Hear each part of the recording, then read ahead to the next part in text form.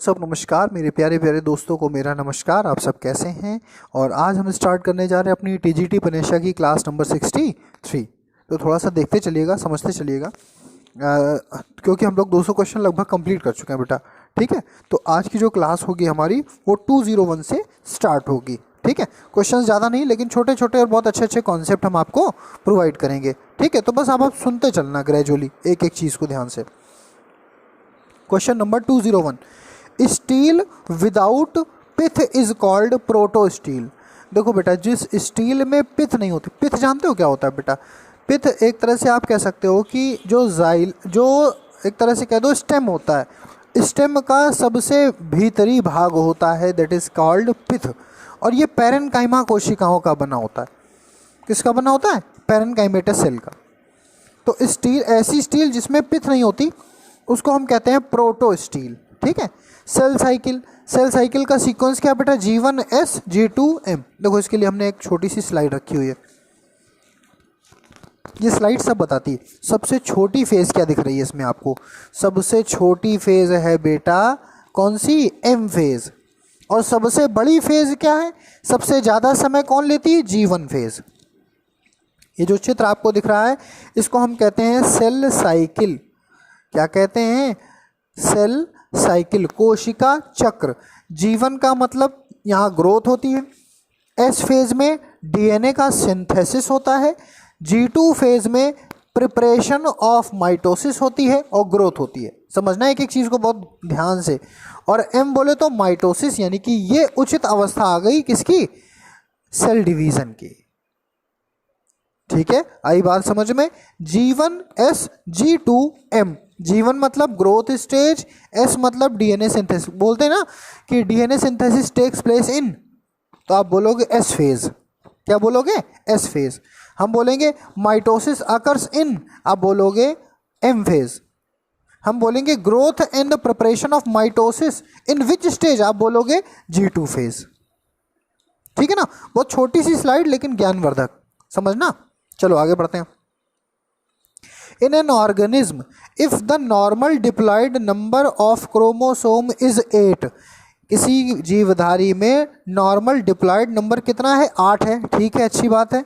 तो how many chromosome are present in each daughter cell at the end of meiosis? तो कहने फिर daughter cell में meiosis के बाद जो डॉटर सेल बनती है बेटा, उसमें कितना होगा? तो बड़ी सिंपल सी बात है, डिप्लॉयड नंबर हमको दिया हुआ है, हैप्लॉयड हमसे पूछा है, क्योंकि अगर मियोसिस हो रही है तो सीधी सी बात है डिप्लॉयड हैप्लॉयड में कन्वर्ट हो जाएगी और डॉटर सेल बनेगी। और डॉटर सेल ज़्यादातर कैसी होती हैं? हैप्लॉयड, ज़्यादातर, हमेशा नहीं। ठीक है, तो बस 2n बराबर 8, n बराबर 4। तो डॉटर सेल कितनी होंगी? हैप्लॉइडी। कैसी? 4। क्रोमोसोम कितने होंगे उसमें? 4। Repulsion in homologous chromosome takes place in, बहुत बहुत ज़्यादा इंपॉर्टेंट क्वेश्चन है ये, याद रखना। जैसे हम लोगों ने पढ़ा था ना कि आजमेटा कब बनता है, किस फेज में बनता है, उसी तरह का ये क्वेश्चन है कि होमोलॉगस क्रोमोसोम में रिपल्सन कब होता है? आप बोलोगे डिप्लोटीन में। ये क्वेश्चन कम से कम 10 बार पूछा जा चुका है। Repulsion in homologous chromosome takes place in diplotene. Largest number of chloroplast is found. बेटा पत्ती होती है जो लीफ होती है, उसमें ये पहली सेट पाया जाता है। कहाँ पाया जाता है? लीफ में, भूलना नहीं। देख लो हम पढ़ाए दे रहे हैं, जो हमें इंपॉर्टेंट लगता है वो हम इधर उधर से ढूंढ के आपको जरूर बताते हैं। Palisade are found in mesophyll of leaf. पत्तियों के मीजोफिल में पेलिसेड कोशिका पाई जाती हैं। देयर मेन फंक्शन, जिनका मुख्य काम एब्जॉर्प्शन ऑफ लाइट, प्रकाश को अवशोषित करना है, सो दैट, जिससे कि फोटोसिंथेसिस कैन टेक प्लेस, प्रकाश संश्लेषण की प्रक्रिया हो सके। ठीक है, the palisade mesophyll consist of chloroplast with chlorophyll the absorb light. और कोई खास बात नहीं है, बस मेन चीज़ यही हम आपको बतानी थी कि जो पेलिसेड कोशिकाएं हैं ये पत्तियों में पाई जाती हैं। पत्तियों में कहाँ? मीजोफिल में पाई जाती हैं, जिनका मुख्य काम होता है एब्जॉर्प्शन ऑफ लाइट, प्रकाश को अवशोषित करके प्रकाश संश्लेषण की प्रक्रिया को संभव बनाना। आई बात समझ में? Mesophyll layer is made up of palisade cell. ध्यान देना, ये नीचे की दो लाइनें देखो। The mesophyll layer is made up of palisade cell and spongy part. ठीक है, बस बात खत्म। देखो बेटा, जब हम आपको कोई वो भेजा करें, क्या बोलते हैं, PDF, तो उस PDF को एज इट इज़ निकाला करिए, क्योंकि कैम स्कैनर से क्या होता है, ये आ जाएगा, ये आ जाएगा, लेकिन ये नहीं आएगा और ये नहीं आएगा। आई बात समझ में? यानी कि ये वाला चित्र और ये दो चित्र की कैम स्कैनर में नहीं आएंगे। इसलिए कोशिश किया करिए कि हम जो जो स्लाइड आपको भेजते जा रहे हैं पीडीएफ के रूप में, वो अपने पास सुरक्षित रखते जाइएगा, ठीक है ना। देखो, एक तो हम क्या करते हैं, आपने ध्यान दिया होगा, एक तो हम क्या करते हैं, क्लास नंबर 1 से लेकर के अभी तक जितनी क्लासेस ली वो भेजते हैं। एक हम अलग अलग क्लास के पहले पीडीएफ भेजते जाते हैं। तो जो क्लास के पहले पीडीएफ भेजते हैं वो ज़्यादा ज़रूरी है। क्यों ज़रूरी है? क्योंकि ये पेज आपको कैम स्कैनर दे देगा, ये पेज आपको कैम स्कैनर दे देगा, कैम स्कैनर ये पेज आपको नहीं देगा, ये पेज आपको नहीं देगा। हम नहीं चाहते कि बच्चों के नोट्स अधूरे रह जाएं। जब हम पढ़ रहे हैं तो फिर हम गागर में सागर वाला काम करेंगे, ठीक है। तो इसलिए कोशिश करिए जब भी आप फोटो कॉपी निकलवाने जाइएगा तो एक जो हम कंबाइंड आपको भेजते हैं कि बेटा यहाँ एक पेज नंबर से 165 पेज नंबर तक फ़ोटो, इससे जितनी निकाल पाइएगा निकालिएगा, अगर नहीं है तो कोई बात ही नहीं। और नहीं तो जितनी हमने अलग अलग करके भेजी हैं क्लास से पहले, हम हमेशा पीडीएफ या क्लास से पहले या क्लास के बाद जो आपको भेजते हैं उससे निकलवाइएगा फ़ोटोज़, ठीक है। चलो, बाकी आप सब लोग खुद ही होशियार हैं, सब बड़े हैं हमसे, ठीक है। चलो आगे देखते हैं। Repulsion in homologous chromosome take place in diplotene, largest number of chloroplast is found in palisade cell. The increase in the number of chromosome is known as polyploidy. ध्यान देना बेटा क्या कह रहा है, एन्यूपोलाइडी, पॉलीपोलाइडी, ये सब बड़े पूछे जाने वाले टर्म्स हैं। The increase in the number of chromosome, chromosome का नंबर बढ़ जाना, ये क्या कहलाता है बेटा? पॉलीपोलाइडी। प्रश्न संख्या 207 में आई है। The number of mitochondria increases in cell, mitochondria का नंबर किसी कोशिका में बढ़ जाएगा। कौन सी कोशिका में? ऑप्शन नंबर 1 मृत कोशिका में, नंबर 2 मृत कोशिका नहीं बोलना चाहिए, मृत बीज में, ऑप्शन नंबर 2 शुष्क बीज में, और नंबर 3 डॉर्मेंट मतलब अचेतन पड़े हुए बीज में, या जर्मिनेटिंग यानी कि अंकुरित बीज में। तो ये आपको बताना है कि माइटोकॉन्ड्रिया की संख्या किस में ज़्यादा होगी। टीजीटी पनेशिया की क्लास नंबर 63 का क्या क्वेश्चन है, आपको समझ में आ गया? इसका क्वेश्चन ये है बेटा कि माइटोकॉन्ड्रिया की संख्या किस में ज़्यादा होगी, डेड सेल में, डेड सीड में, ड्राई सीड में, डॉर्मेंट सीड में, या जर्मिनेटिंग सीड में। इसका उत्तर दीजिएगा। अब आ जाते हैं 208 पे। मेंडल ऑस्ट्रिया के रहने वाले थे जिन्होंने 3 नियम दिए, law of dominance, law of segregation, law of independent assortment. लेकिन मेंडल के नियम का अपवाद था लिंकेज, क्योंकि लिंकेज जो है वो अपोज करता है मेंडल के तीसरे नियम को, यानी कि law of independent assortment is against the linkage. अब बात समझ में आ गई? अच्छा, लिंकेज की खोज किसने करी थी? लिंकेज की खोज करी थी बैटसन तथा पुन्नेट ने। और काहे में की थी भैया? Sweet pea. किसमें की थी? स्वीट पी, जिसको हम क्या कहते हैं? लेथाइरस ओडेरेटस।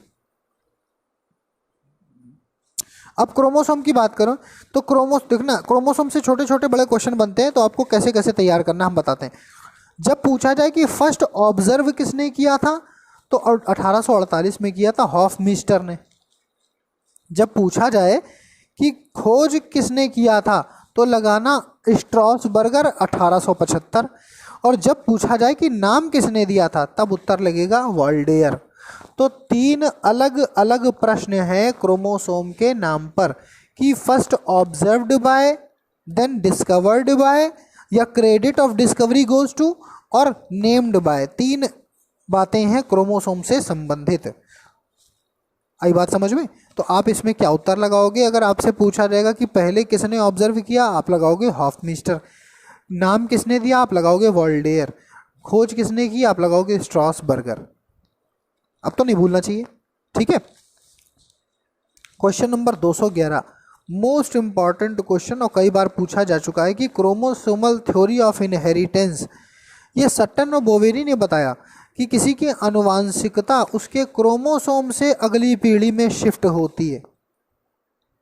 हमारे जो आनुवांशिक गुण होते हैं वो हमारे गुणसूत्रों में होते हैं, वही हमारे ट्रेट्स, वही हमारे कैरेक्टर्स को अगली पीढ़ी में जाकर जनरेट करते हैं।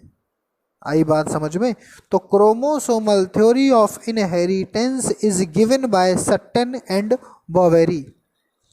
आज की स्लाइड का अंतिम प्रश्न या अंतिम वन लाइनर कि ड्यूरिंग डीएनए रेप्लिकेशन, डीएनए के रेप्लिकेशन के दौरान,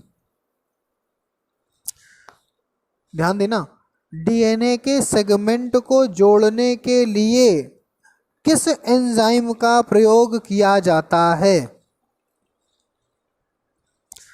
during DNA replication ligase enzyme joins the short segment of DNA.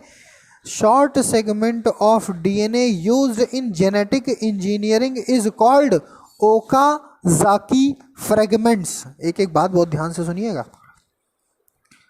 Replication के दौरान डीएनए के छोटे छोटे खंडों को जोड़ने की जिम्मेदारी लाइगेज नाम के एंजाइम की होती है और इन डीएनए के छोटे छोटे खंडों को ओकाजाकी फ्रेगमेंट कहते हैं। तो हमको लगता है बहुत सिंपल लगी होगी और बहुत अच्छी लगी होगी और बहुत ही ज़्यादा महत्वपूर्ण प्रश्नों का संकलन इसमें हमने किया। ठीक है, तो पेलिसेड सेल के बारे में आप जान गए कि इसका क्या काम है। और G1 growth phase, S DNA synthesis phase, G2 growth and preparation phase of mitosis and fourth one is mitosis. ये आप समझ गए पूरा का पूरा। हमें नहीं लगता अब आपको कोई कंफ्यूजन होगा इसमें। ठीक है, ये स्लाइड आपको पूरी की पूरी समझ में आ गई। और इस क्लास की क्वेश्चन नंबर 63 का क्वेश्चन नंबर 207 देखिए कि नंबर ऑफ माइटोकॉन्ड्रिया किस में ज़्यादा होगा। इसका उत्तर बड़ा सिंपल सा क्वेश्चन पूछा है आपकी बार, क्योंकि इससे पहले हम बड़े बड़े क्वेश्चन पूछ देते हैं तो कई लगभग एक बात है, हमने एक चीज़ नोट की और बहुत अच्छा लगता है हमको, प्रति स्लाइड पर लगभग 22 से 24 बच्चे बहुत एक्टिव हैं, जबकि कुल मिलाकर एडमिशन 47 है।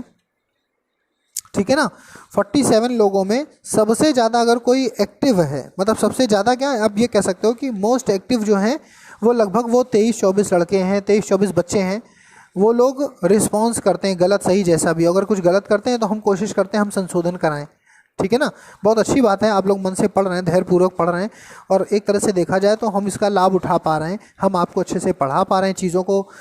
हम बता तो रहे हैं, हम आपको एक स्लाइड ये जो देते हैं ना छोटी सी, इस स्लाइड को हमको बनाने में कम से कम 2 घंटे का टाइम लगता है, क्योंकि हमें फालतू का क्वेश्चन नहीं लगाना है इसमें। ये 1000 क्वेश्चन बड़ी महत्वपूर्ण के हिसाब से हम बना रहे हैं और इसीलिए बहुत संशोधन करते हैं, कोशिश करते हैं किसी प्रकार की हमारी त्रुटि हमसे ना हो जाए, लिखने में भी और बोलने में भी, इसलिए थोड़ा सा समय लगता है और जल्दी ख़त्म हो जाती है, तो आपको पढ़ने में भी इंटरेस्ट आएगा।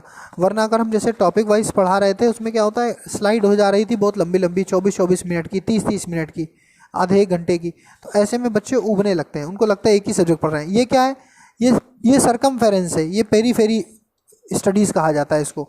इसमें सब कुछ आ रहा है, मेंडल भी आ गया, क्रोमोसोम आ गया, लिंकेज आ गया, क्रोमोसोमल थ्योरी आ गई, कभी मार्फोलॉजी चलने लगेगी, कभी एनाटॉमी चलने लगेगी, पिथ पढ़ने लगे मतलब एनाटॉमी पढ़ने लगे, सेल साइकिल पढ़ने लगे मतलब सेल डिवीजन पढ़ने लगे, क्रोमोसोम कितने हैं, कितने नंबर, एन्यूप्लाइडी, पॉलीप्लाइडी, ये बहुत इंपॉर्टेंट क्वेश्चन है। फिर लार्जेस्ट नंबर ऑफ क्लोरोप्लास्ट यानी सेल के बारे में पढ़ने लगे, कोशिका के स्ट्रक्चर के बारे में पढ़ने लगे, तो अलग अलग यूनिट को पढ़ लेते हैं इस माध्यम से। ठीक है, अच्छे से पढ़िए, सारी चीज़ों को नोट करते चलिएगा और जो बातें हमने समझाई उनका थोड़ा सा पालन कीजिएगा कि जो हम एक मेन स्लाइड आपको देते हैं उससे कहीं महत्वपूर्ण होती है कि जो वीडियो के पहले स्लाइड प्रोवाइड कराते हैं तो उसको जल्दी से सेव करके अपने पास रख लीजिएगा और जब फोटो कॉपी निकालने जाइएगा तो उसी स्लाइड की निकालिएगा, क्योंकि कैम स्कैनर में जो और चीज़ें हम इंटरनेट से ऐड करते हैं अपनी स्लाइड में वो कैम स्कैनर में नहीं आ पाती। ठीक है ना, मेरी बात आप समझ गए होंगे। बहुत बहुत धन्यवाद, अच्छे से पढ़िए, मन लगा के पढ़िए, समस्याओं को कमेंट सेक्शन में डालते रहिए। ठीक है, thank you so much, bye.